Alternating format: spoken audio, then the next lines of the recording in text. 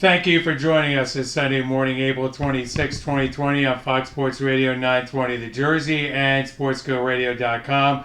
We want to hear from you. Join us on Instagram, Facebook, Twitter, and YouTube. Just do a search for Sports Skillet. Don't forget to check out SportsGoRadio.com for all the latest news and information regarding the show, including our live stream broadcast that we do every Friday.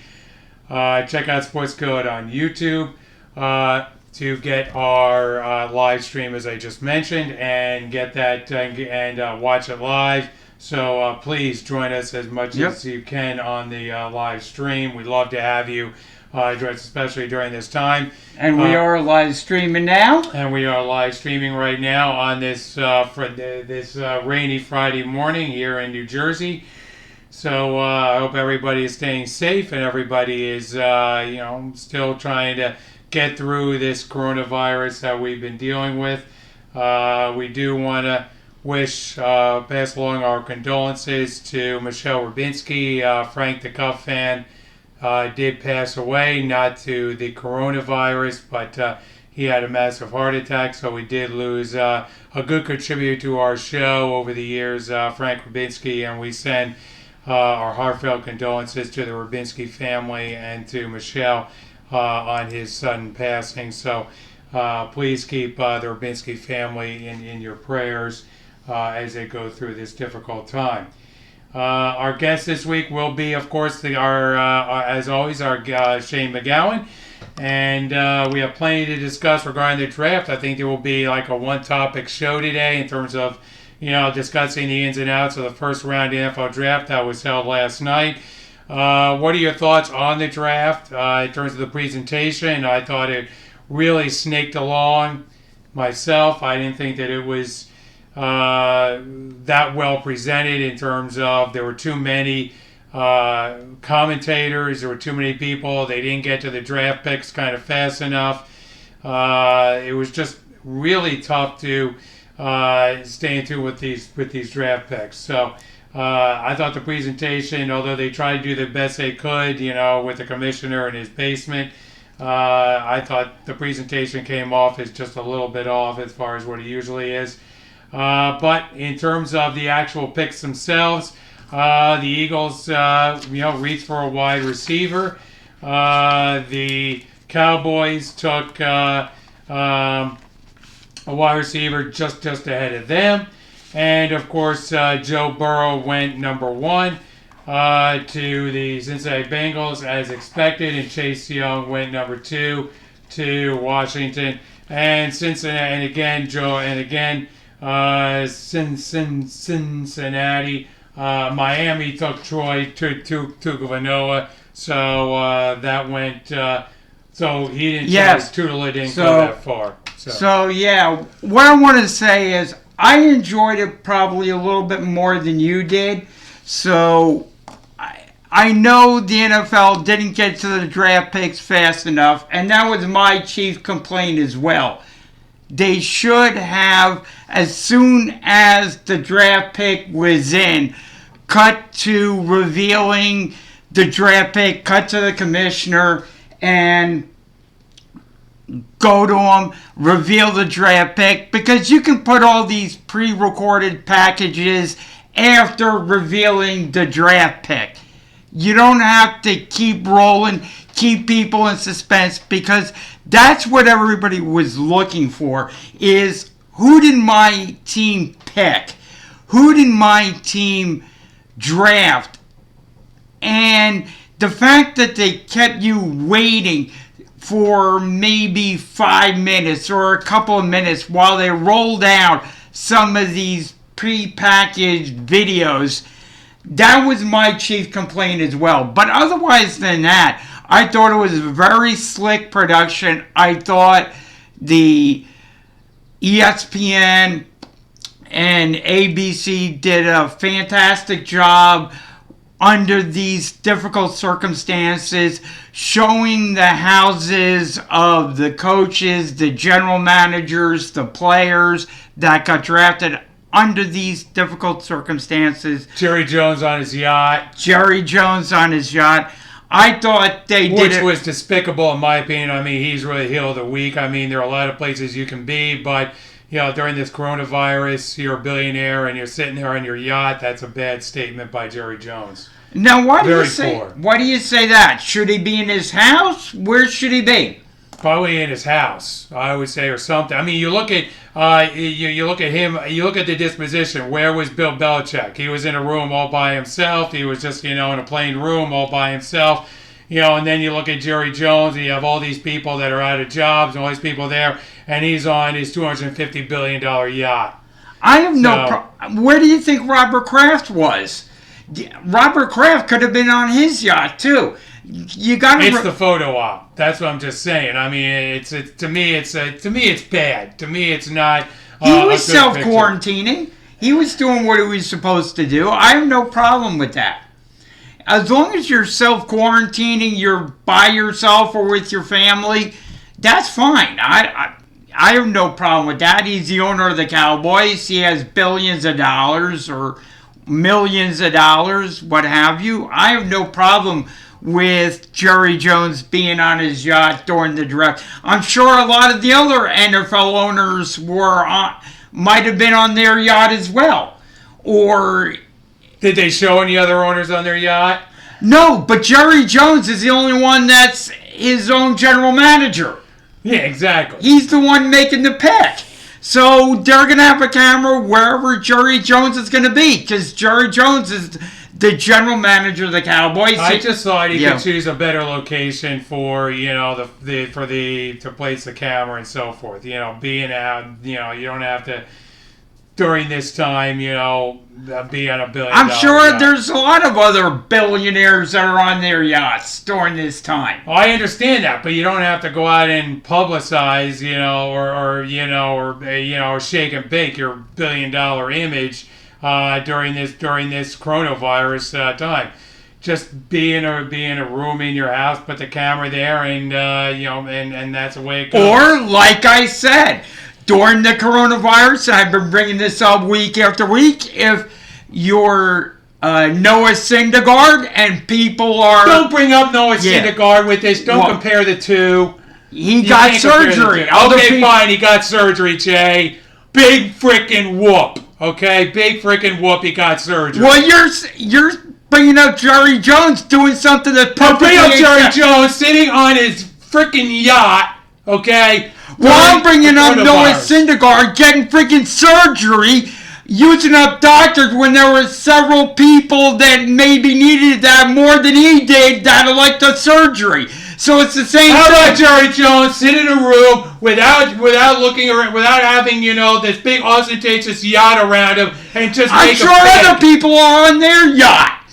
So it's no There was different. no other photo of anybody else on a yacht there. And you're using, the excuse of Jerry Jones, he's a general manager. Well, he is. And that's where he was.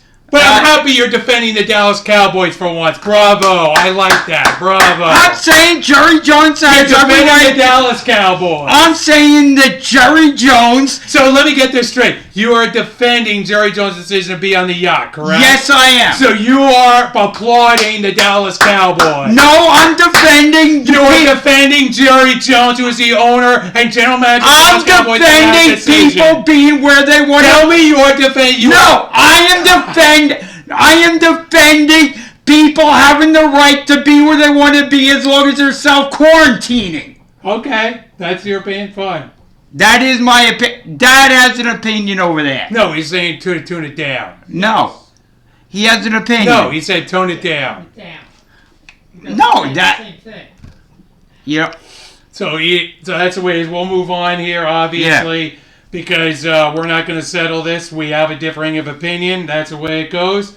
So we'll move on here to the fact that we'll move on to the draft picks. And like I said, I think, we'll discuss the Philadelphia Eagles first and foremost because, we'll go over them. And,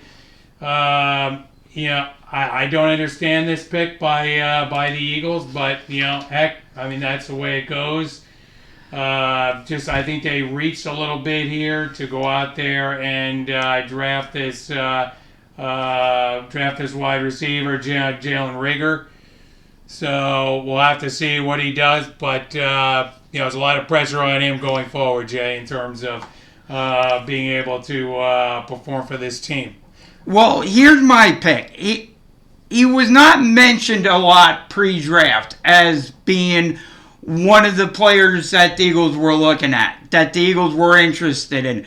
But apparently he started rising up some draft boards. Here comes the Kool-Aid. No, I'm saying what Jeff. There's no Kool-Aid. I'm gonna put it straight out there. It was a surprise pick for me. All right. TCU. I did not watch a lot of TCU games, but here's the thing. I actually went in and started investigating Jalen Reagor. Okay, I went in and I did my research on him. He is one of the fastest playmakers in this draft. The Eagles were looking to add speed to their offense. That's what they were looking at. And each one of these wide receivers have a different dimension to their game. And Jalen Reagor was one of those guys that started rising up some GM's draft board. He was considered to be, and you can go in and look this up, he was considered to be a late first round, early second round draft pick along a lot of people's draft boards. So Howie Roseman went out, looked at the different dimensions that Jalen Reagor could bring to the Philadelphia Eagles. Speed. He has speed up the wazoo. He is a playmaker on offense. He can return punts, something that the Eagles needed last year. You can put him at different positions as a wide receiver. So, was he a surprise pick? Yes. Did he have the... See, you're going with a surprise pick. You're not willing to say, oh, okay, Howie blew this. I'm not saying he did. I haven't seen him play yet. But I can tell you that he has just about as much speed in this NFL draft as any of the playmakers that were drafted before him. So I'm willing to give Howie Roseman the benefit of the doubt here, because you look at Jalen Reagor's tape and it jumps out at you. What I will say is I want to see what happens with Jalen Reagor, because he's 5'11", he's a little over 200 pounds. I want to see what happens if one of the corners jumps up at the line of scrimmage and plays man-to-man with him, plays press coverage. Can he create that kind of separation if a cornerback is up right against him at the line of scrimmage? That's one of my concerns, because he is a somewhat smaller wide receiver at 5'11". Did he have as many catches as Justin Jefferson? No. But here's the other thing. One of the things about Doug Peterson's offense is he wants to spread the ball around. And Justin Jefferson is a volume wide receiver. He's a guy that you have to go to several different times during the game. Whereas Jalen Reagor can make a play, boom, just like that. And unfortunately, Howie Roseman was not able to jump up in the draft and get CeeDee Lamb. He went to the Dallas Cowboys. That was kind of a gut punch for Eagles fans. I'm not going to mince any words about it. I was upset seeing CeeDee go to the Cowboys, because that improves the Cowboys' offense right off the bat. But I will tell you, Jalen Reagor is a playmaker on offense, and I'm not willing to write him off right from the jump until you see how the Eagles are going to utilize him. Because him and Deshaun Jackson on opposite sides of the field could be a dynamic wide receiver combination. Well, absolutely. And Mel Reese obviously chimed in with a tweet. Very pleased with the selection of Jalen Reagor. He's an explosive receiver with great versatility. He's the son of former NFL linebacker Monte Reagor, and he will not be wide-eyed when he arrives. He's extremely poised and confident, and he absolutely loves to play. That from Mel Reese. So Mel Reese is obviously very pleased with the selection of Jalen Reagor. Obviously, a lot of the fans are obviously disappointed that the pick CD Lamb went to Dallas. Dallas, in my opinion, had a better pick than Philadelphia, but we'll have to see how that works out as far as the two wide receivers. They both drafted wide receivers, so we're going to have to see which one kind of pans out in their offense more, because they both went in similar directions as to picking wide receivers.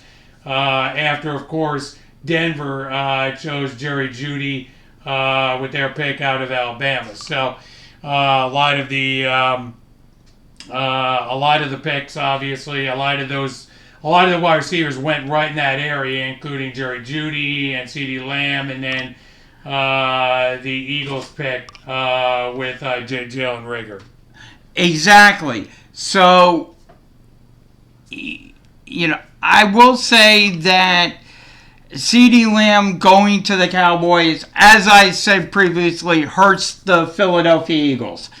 And definitely gives the Cowboys a dynamic offense. But here's the key to the Dallas Cowboys.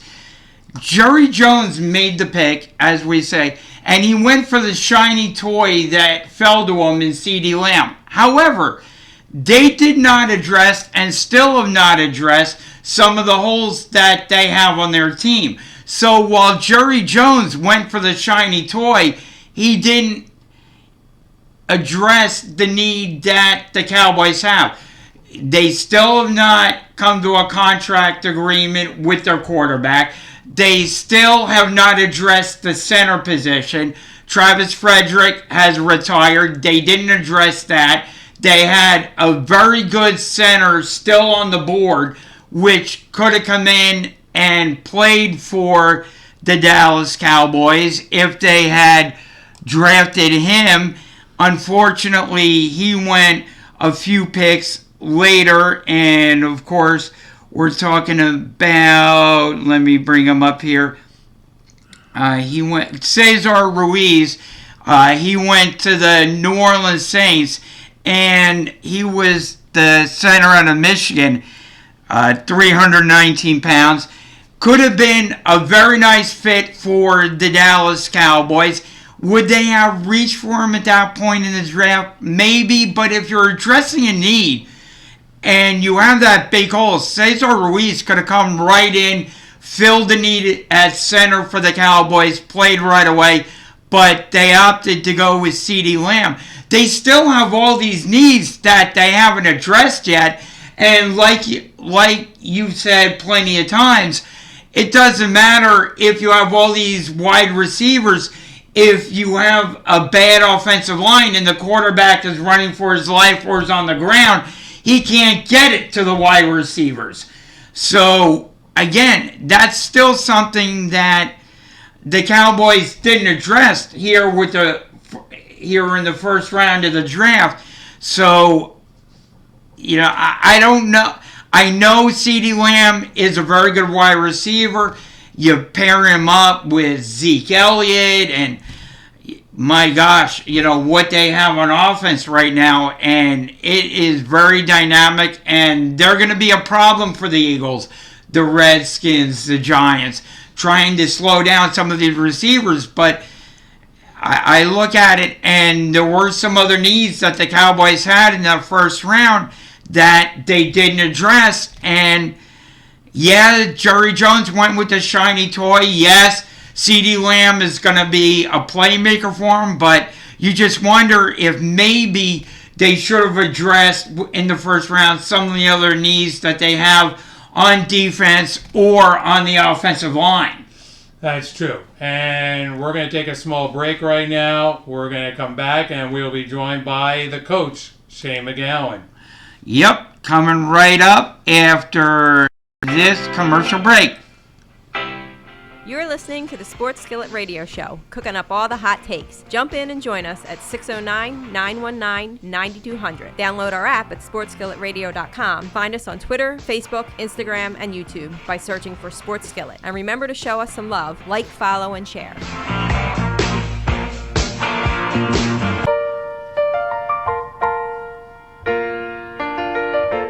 Remember the TV show Cheers, where everybody knows your name? Never been there. But every time I walk into Wildflowers restaurant on Pennington Circle, I feel at home and that I belong. Friday night, I headed over to Wildflowers, and even though it was packed, I easily found a seat at the bar and got cozy with 17 TVs. Baseball, golf, entertainment TV, you name it, including all NFL games. The bartender Dave suggested I order the Buffalo Wing Sampler, and you could tell he was a fervent fan. But reviews on Wildflowers Inn Restaurant Facebook page demanded I try the garbage truck pizza, and Kelly had just arrived and promised to help me dig in. Then it came. Garbage truck pizza does not live up to its name because it smells amazing and it tastes even better. Freshly sliced peppers and pepperoni, garlic, mushrooms, mozzarella, and meatballs all baked on this incredibly crunchy and warm double crust to hold it all together perfectly. Heaven, especially with one of their 23 beers on tap. I'm a believer. Go to wildflowersinrestaurant.com for more info or just come in. They are conveniently located on the Pennington Circle, right near I-95. I promise you, they will welcome you warmly, feed you well, and perhaps soon even know your name.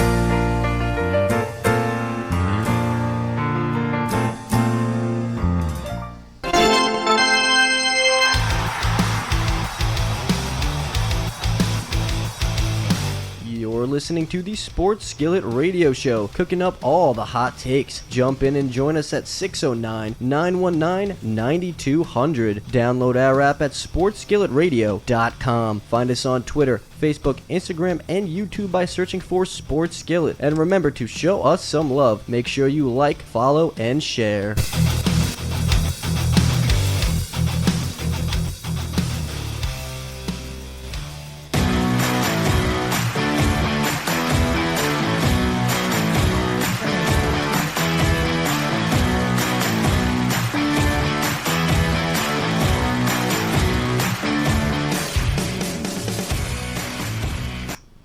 Okay, and we are back on the Sports Skillet Radio Show.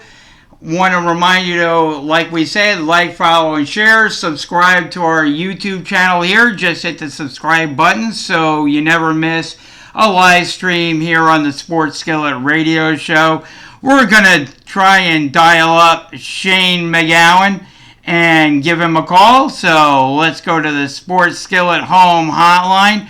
See if Shane is around, and we will place the call now. Get him on the Sports Skillet home hotline.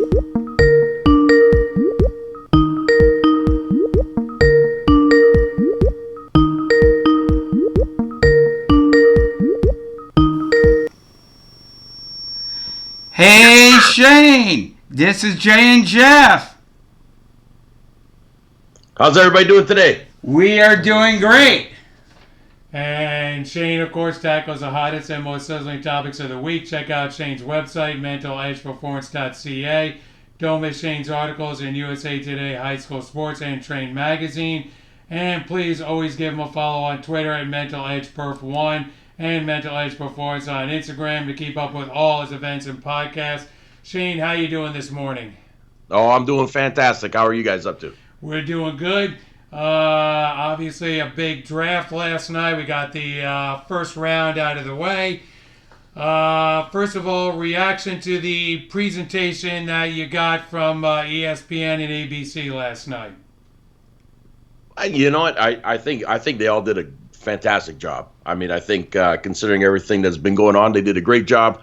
It definitely took a long time. There's no question about, like any other draft, this one was probably going to take a little bit longer because it's all done electronically like it was. But I mean, overall, I think they did a great job of things, and I mean, it was interesting draft, that's for sure, when it comes to some of these teams picking. But like I said, I think it went well overall. I do think that it could be something that NHL and NBA will be looking at when it's their time as well too, if they're still in certain situations. But no, I think they did a great job. What are your thoughts on, obviously, your Raiders going for defense and taking the cornerback out of Ohio State, Damian Arnett? And Henry Ruggs III. Yeah, well, I think Ruggs being the fastest out of all of them. I mean, there's no question that the young man's got the speed. So he runs a 4.2 as it is. So I mean, you kind of knew that one.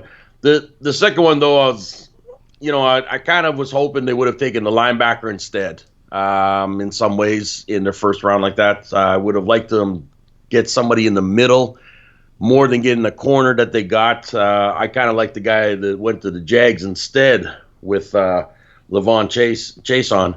But, that's Gruden. Gruden's going to do whatever Gruden wants to do. So, it's just that's just my Raiders. So I live with it. We'll see what happens when it continues on. But you guys in Philly, you got a good receiver, which was huge in that way. And I think the shocker to me, though, was Green Bay taking a quarterback in their first. That's the shocker to me of this whole draft in some things.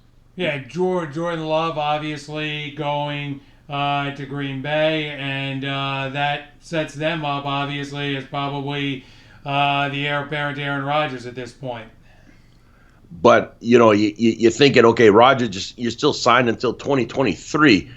If you were to pick up and there are still receivers available out there to help on that other side, I mean, to me, that's just common sense. Now all of a sudden, you got Aaron Rodgers going, okay, so you don't get any help on the offense. You just bring some guy to follow in behind me. And of all guys, he's a little unpredictable in some ways to be groomed here. So I do think it is going to be an interesting one there in Green Bay on how Aaron fits into that one. And as well as I got to say this too, is that I'm not sure how the LA Chargers are planning to do this one, because they draft themselves their quarterback, but I still think in some ways they are going to look at trying to pick up Cam Newton or Winston to come over there instead too.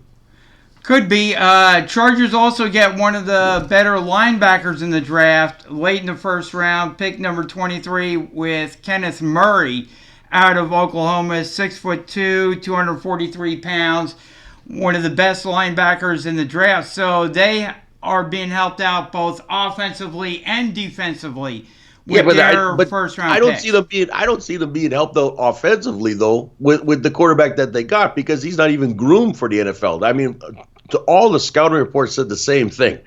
Said he's further behind out of all the guys being drafted. So why the Chargers took that is either saying, okay, we got to get a quarterback anyways, but now that we got these other guys that haven't been signed yet as free agents who are out there with Andy Dalton, Cam Newton, Jamie Winston, I mean, one of those guys has to end up going over there to the Chargers to help in this way, because it's just going to be a train wreck if they just throw this kid in there right off the hop. I mean, he is not NFL ready. There's no question about that. So, like I said, I got a feeling you're going to see another move with those guys.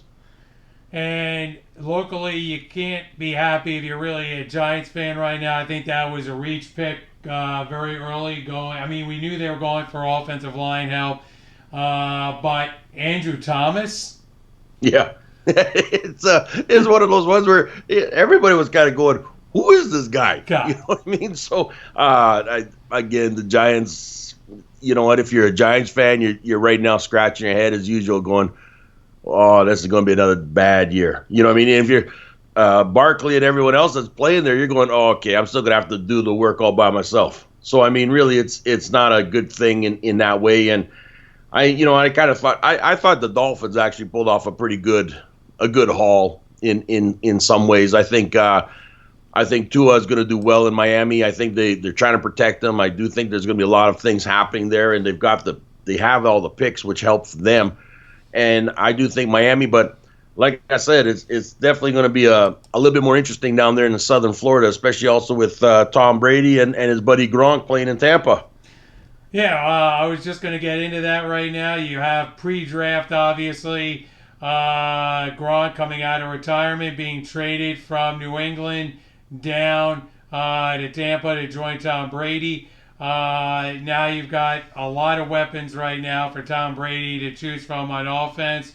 That's going to be exciting. I don't know exactly how the Tampa defense is going to do, but they're certainly their offense. They were about the best run defense in the NFL, if not the best run defense late in the season last year. So I just think now Tampa Bay, they got their offensive line help to protect Tom Brady, a very good offensive tackle. Now you look at it, if they can build up the back end of that defense, Tampa Bay is going to be off to the races. I mean, my brother is very high on Tampa, as you can Yeah. tell. I mean, he Yes. is Oh. very high on their process. Look, I think Tampa is going to be very good, but there is a chap with the strap, as I like to say, and that is the San Francisco 49ers. And John Lynch is giving no quota to Tampa Bay right now. He is in it to win it right now. Like I said, I mean, He went for Tampa. defense, and then he went for offense, and he went big time to get that wide receiver to try and go up because he gave up 3 picks to get him. So Brandon Ayuk. Brandon Ayuk. Yeah. So the 49ers right now are saying to Tampa, bring it on. Yeah, I mean, look at. So it's going to be a war. You can tell us, Shane, it's going to be a war right now because Tom Brady is sitting there saying, I want to play, in a home Super Bowl. But you've got John Lynch, you've got Shanahan who are saying, we've got the belt and we want to keep it.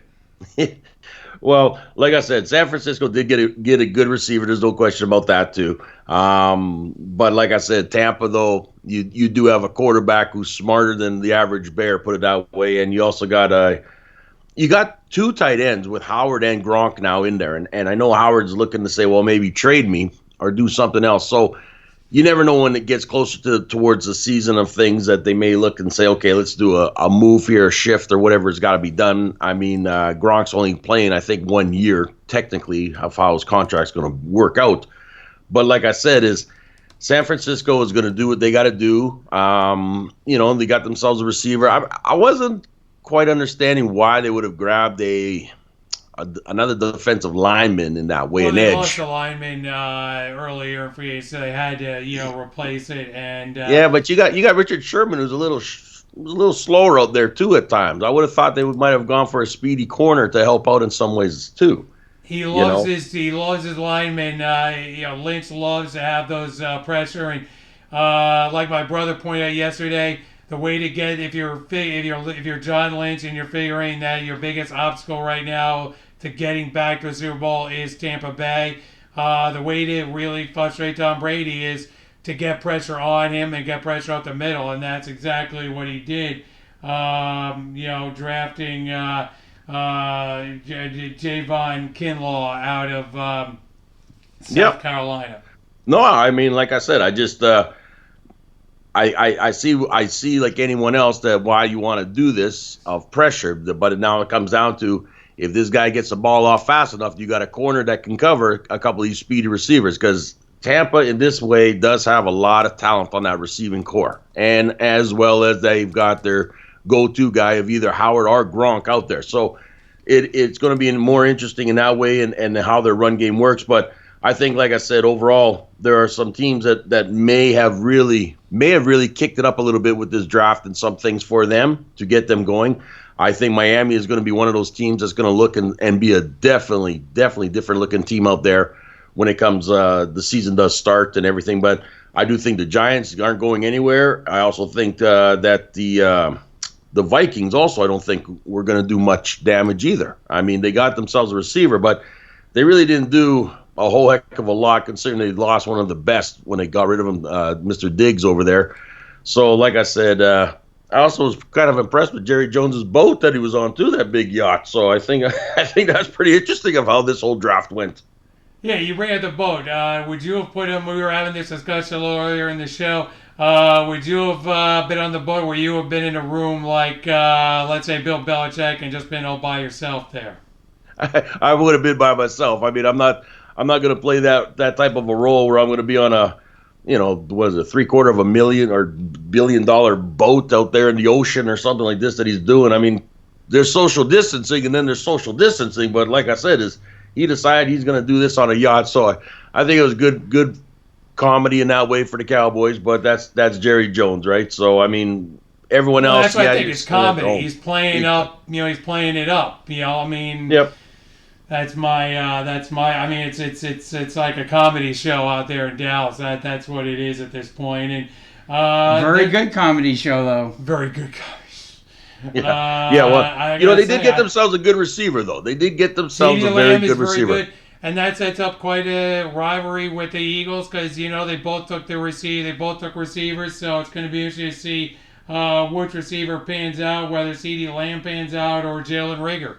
So And here's the thing too. I think you got to look at this draft is that there's, from an Eagles standpoint, I think going forward from this coming season on, the Justin Rager is going to be compared to both CeeDee Lamb of the Dallas Cowboys and Justin Jefferson, because the Eagles had an opportunity to also draft Justin and Ayuk. So I think those guys, from an Eagles standpoint, Rager is going to be compared to the production of those guys. Like, how are the Eagles using Rager? What is his production like? Are the Eagles getting enough out of him as compared to what the Cowboys are getting out of CeeDee Lamb? And what is Justin Jefferson doing? And Brandon Ayuk, too, of the 49ers, because the Eagles could have taken those two wide receivers as well. So from an Eagles standpoint, that's what Rager's kind of up against right now. Yeah, but again, too, is on the Dallas side, you've also got two other good receivers out there, too, that are also going to be wanting that ball back if they're healthy and ready to go. So CeeDee Lamb may be, a decoy of some sort in some ways, too. I mean, it's going to depend on what type of how they wish to run that offense, because again, you're going in there with new coaches too this season in Dallas like that. With the Philadelphia Eagles, Wentz needs to get on the same page as your receiver needs to get on with him to get themselves in a flow and get it going and see how they can produce together and see what works and stuff there. Because like I said, that is something that I think is more key, and I think he could be utilized a lot better too if Wentz can get that comfort with him, compared to where Dak's got three huge targets out there, and he likes his go-to with Amari Cooper and Gallup and those guys, right? So it's a little different in some ways. Oh, yeah, and that's where CeeDee Lamb is going to fit right in my estimation. Gallup, Cooper, Zeke Elliott, now you got CeeDee Lamb. But as I was saying, when Dallas went for CeeDee Lamb, Jerry Jones went for the shiny toy that was on the shelf, and he didn't address some of the more pressing needs on the team, like center and on defense. Well, exactly, and that's what I mean is, and here's Dak, who wants to be paid the highest at $40 million, but yet you don't have anybody that's going to really protect him in some ways. So, like I said, it's interesting of the way they want to go with this. They're either relying on saying, well, no, what we got up front is enough for Dak, and with the weapons that we got, we should be fine out there. But time's only going to tell, because during the season, these guys get worn out a lot, and Dak got hit a lot, and as soon as you put that pressure on him, that was the end of it. You know what I mean? So you can have all these great weapons. If you can't get the ball to them, then you're in trouble. So, I mean, that's what I'm saying. There's a lot of things that are going to happen in Dallas, as well as, like I said, with Philadelphia, Minnesota, that whole division too. So, and Green Bay, I mean, they're sitting there going, well, we didn't get anybody but another quarterback, really. You know what I mean? So it's not really looking good for Green Bay at some things. And you talk about not looking good. You got to feel sorry for Joe Burrow right now heading to the Bengals. Well, yeah, I mean, somebody had to go there, though. Yeah, somebody had to go there, and you know what, Burrow knew he was going, and really, I mean, he's pretty much embraced it and said, okay, you know what, let's go do this thing. And I mean, he's the type of, from what I've gathered, he's the type of student kid in that way that says, listen, I'm up for challenges. I'm up for what's in front of me. I know that it's going to be rough. I don't think he's going in there with his head on a swivel, kind of going, oh, you know what, I'm not worried about this, and this. No, he's concerned about everything that's around him and what he's got and how he's got to play into this system. But I think because his football IQ is so high that he's going to be able to fit in and do what he's got to do. But again, like I said, his Bengals are going to have to do some work to also help him out in that way too. And I mean, that's really what it comes down to. He's got to get some help out there. He's got to get some protection out there, and he's got to be able to realize that the game is going up another speed. And because of that, you don't get that much time sitting in that pocket at certain things. You got to be able to really, really ball and throw that thing out of there. So it's he's in for a challenge. There's no question about that. And my final question to you, Shane, is for me is: are you surprised that Tudor didn't drop any farther than he did with the fifth pick, based on his injury, or are you, not shocked at all that he went as high as he did? No, I'm not shocked at all. I mean, I think not only did he do what he needed to do in Alabama before that injury came, but the fact of he also was one of the best in the combine in so many ways too of things. And really they're looking and saying, well, is it hip healed? And they're saying, yes, it is. All the doctors, everybody said that. He's got the knowledge. I mean, from talking to him and everything like that, they know he's got the football knowledge. And I think Miami was definitely set on getting him. They knew where he was probably going to most likely be, and it worked and it fell into their lap. So, I mean, for them to grab him was the smartest thing that they could do in that way. And I think for Tua, it's the best opportunity for him to say, okay, you know what I mean? I finally got my opportunity again. Maybe not number one, maybe I'm number 5, whatever it is, I'm still got that opportunity to show that I can be the starting quarterback in the NFL. And really, that's all you want, is that opportunity. Yep. Shane, we enjoyed having you on the show this week. What do you got coming up later on today? What do you got coming up this week?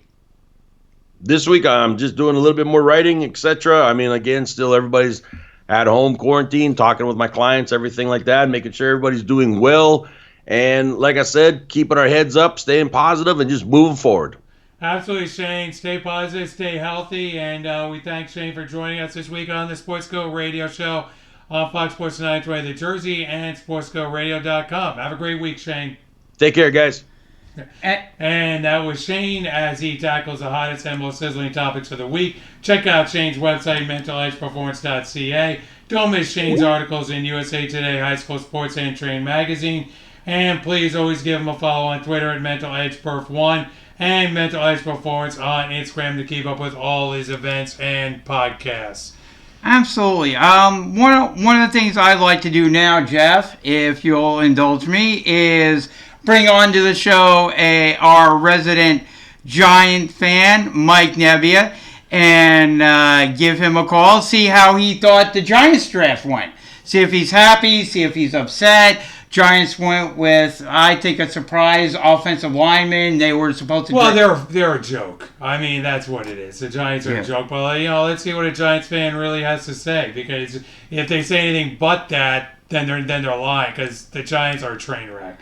Well, let's see. Let's give Mike a call, see what he has to say. We'll bring on Mike from the Sports Skillet Radio Show Home Hotline. Hello. Hey, Mike, it's Jay and Jeff. How are you doing this week? I'm doing all right. I can't believe you're doing all right with the pick of the Giants right now. Yeah, they reached for an offensive tackle, which was 4th best on most draft boards, according to Ryan Field from ABC 7. I was hoping they would get Isaiah Simmons out of Clemson to help with the defense, but I can now see Dave Gettleman's reasoning about wanting to get protection for Daniel Jones. And block for Saquon Barkley as well. Create a hole for him along that offensive line. Yeah, they want to try and create holes for Saquon Barkley and protect Daniel Jones. So I kind of see Dave Gettleman's reason now for drafting offensive line here. And that's something that Gettleman has had a history of doing. He likes the big hog mollies along the offensive line. He likes to build from the offensive line and defensive line out, get those big guys on there.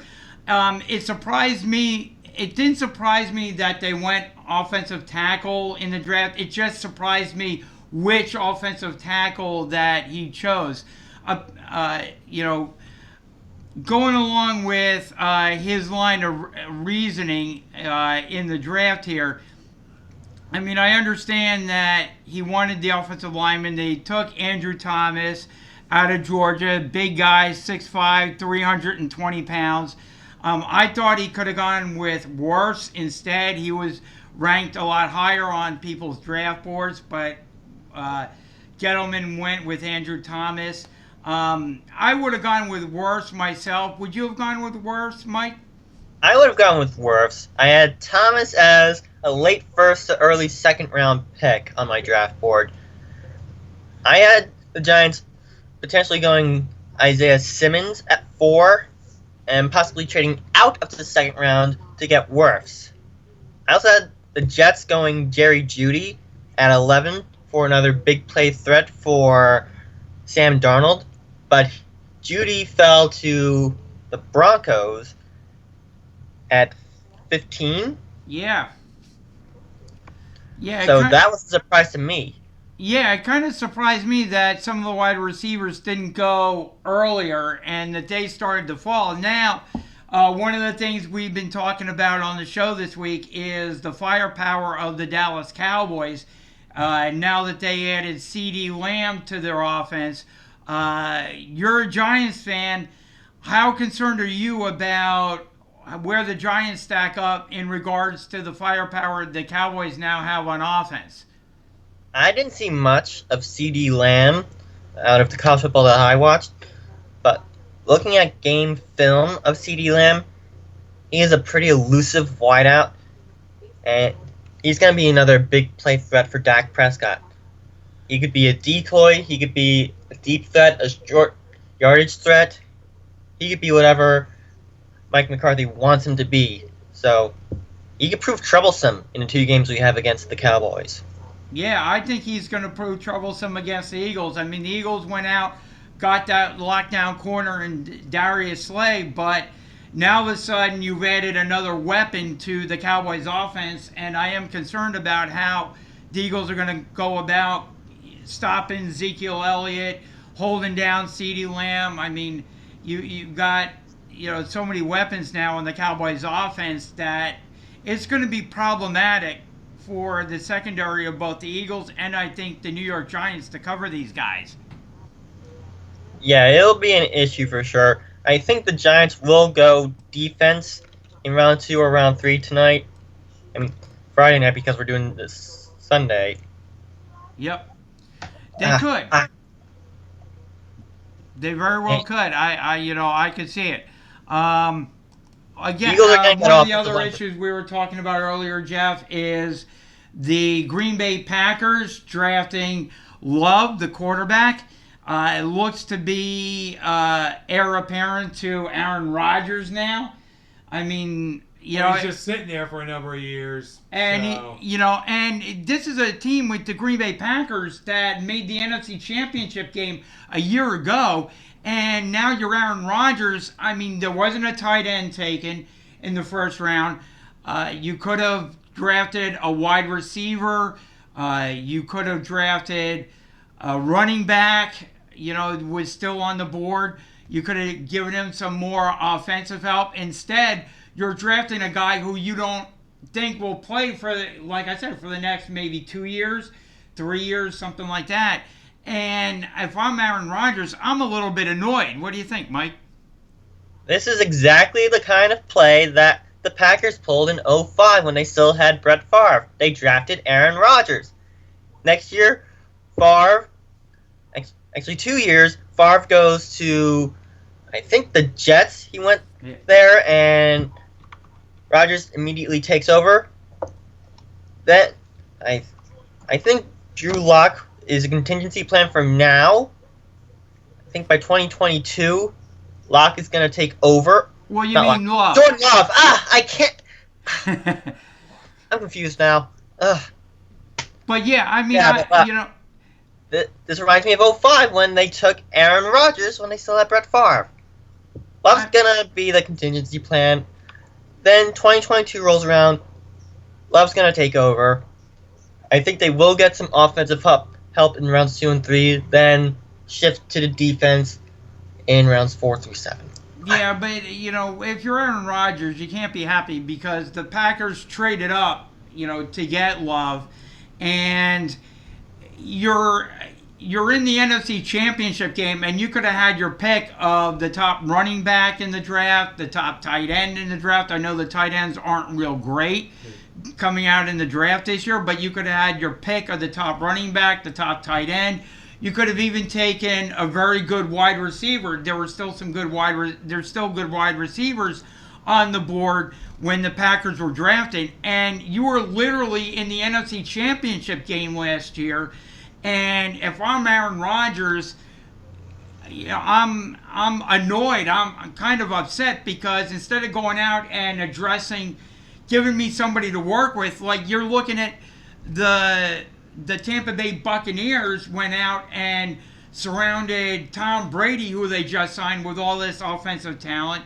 You're seeing you're seeing the Saints having all this offensive talent. You're seeing the Dallas Cowboys, who didn't even make the playoffs last year, go out and draft CeeDee Lamb, who they really didn't need. They had other pressing needs on the team, and they went out and got CeeDee Lamb. And you're sitting there in Aaron Rodgers, and you're saying, yeah, I understand. We always want to, you as a team, you always want to have a backup quarterback ready and groomed, but give me some help. I made the NFC Championship game. We lost, 2 or 3 games last year, and you didn't get me any offensive help? I mean, I'd be really ticked off if I was Aaron Rodgers. Yeah, I'd be ticked off too if I was Aaron Rodgers. But I'm looking towards the upcoming rounds. There are still some good wide receivers available. There are still tight ends available. There are still running backs available. I'd be going out and getting one of those offensive positions in rounds 2 and 3.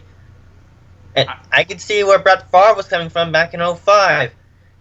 His team made the playoffs in 2005, and yet they still went with a quarterback that year. That's true. But if you feel that the quarterback, or you feel that this quarterback is going to be a very good quarterback, and obviously they do, you go and you get him. I mean, and then, you have him sit there, you have him learn behind Aaron Rodgers. It's not the worst thing in the world. I mean, give me a break. Aaron Rodgers might be a little prickly, but so be it. And if it does, and if Aaron Rodgers is, like Bill Belichick, you wipe your feet of it and trade Aaron Rodgers and get him that out of there, because you obviously have the future of your team all set up here with your quarterback in Jordan Love. So to me, it's if Aaron Rodgers raised a fuss, trade him. Well, you got to keep Aaron Rodgers on the team for at least the next 2 seasons because of his contract. Right. Yeah, he's under contract through 2022. That's what I'm saying. So, but in the next couple of years, so he sits there and he learns. I mean, what the heck? Aaron Rodgers knows he's a starter, so, But in terms of that, I mean, heck, I'm pleased with the 49ers draft so far. I think the 49ers had a very good draft. Who else do you think had a good draft, Mike? I think the Dolphins had a pretty good draft. They got their guy in Tua Tagovailoa. Finally, I get his name right. Yes. I think the Bengals got their guy in Joe Burrow. Yep. And I think the Raiders had a good draft for their first time in Vegas. Absolutely. I agree with you completely, Mike. I think all those teams had a very good draft. I think the AFC East now is going to be pretty much of a dogfight once they get Tua on the field, because the only team that really in that division that doesn't have their franchise quarterback now are the New England Patriots. Funny as that may be, but they're the only team in that division that doesn't have their franchise quarterback. So their I think franchise quarterback, I don't see the Patriots getting past 7 wins. Yeah, I think they're probably 8-8 team, somewhere around there. What do you think, Jeff? 3 or 4. You think they're worse than that? Ouch! Yeah, I mean, I was being generous with the Patriots, but Same here. I had them as an 8-8. I have them as 7-9 or 8-8. Somewhere around there. They're going to bust. Belichick has no interest in this season. None. He's getting rid of players. He's saying, you know what? I'm forecasting going for a quarterback in next year's draft. And I do think tank. And I do think you're right. I do think that Belichick is looking forward to next year's draft. And I will say this, while I have both you guys here, is that I think Bill Belichick is on the clock. I think if Bill Belichick doesn't have this team, the Patriots, rebuilt after 3 years from now, I'll give him this draft, next year's draft. So in 2 years, if he doesn't have this team kind of rebuilt after this draft and next year's draft, I can see Robert Kraft moving on from him. Because I'm looking at, from Robert Kraft's standpoint, I'm looking at it as though I'm seeing my 2 guys that I enjoyed watching on my team. I'm talking about Brady and Gronk having the time of their life down in Tampa Bay, selling jerseys, selling merchandise, rebuilding the Tampa Bay Buccaneers. And if Belichick doesn't get this team rebuilt and is struggling to make the playoffs, or maybe is out of the playoffs after this draft and next year's draft, He's the genius. Super Bowls or not, I put my faith in you. I could see him moving on. I could see Kraft moving on from Belichick. He's the genius. What do you think, Mike? I'd say that if he doesn't have his franchise quarterback by the end of the 2022 draft, he's done. Think it's earlier than that. I think it's next year, because you had all the quarterbacks in this year. You have two very good quarterbacks coming out next year. If he doesn't get a quarterback, and you have free agency too, so I think at the end of heading into training camp next season, if he doesn't have his quarterback, if the Patriots aren't back being a playoff contending team, and you're looking in the division and you're seeing every other team there competing for the playoffs, the Dolphins, the Bills, maybe even the Jets, who knows, but at least the Jets have a franchise quarterback, I think Kraft moves on, and I think Belichick is gone. This might be a likelihood, but I was going for the 2022 draft because Vegas had everything ready for this year until this pandemic hit. I would have loved to see what Vegas had to pull out. Oh, me too. Me too, And definitely. Because it's Vegas, they always like to go all out. They always like to go over the top. They do. You should see what they did for the Golden Knights when they were in the Stanley Cup Finals. Yep. They did a great job. Mike, we love having you on the show this week, and we will talk to you in a little bit. Talk to you next week. I'll talk to you next week. All right, Mike, have a great week. Stay safe. All the best to you and your family. Same here. It's a good thing I didn't get chewed out by your dad, like you guys did. Nope, not at all. You're good. All right, Mike, have a great weekend. Okay, and that was Mike Nevia. So, any final thoughts this week, Jeff?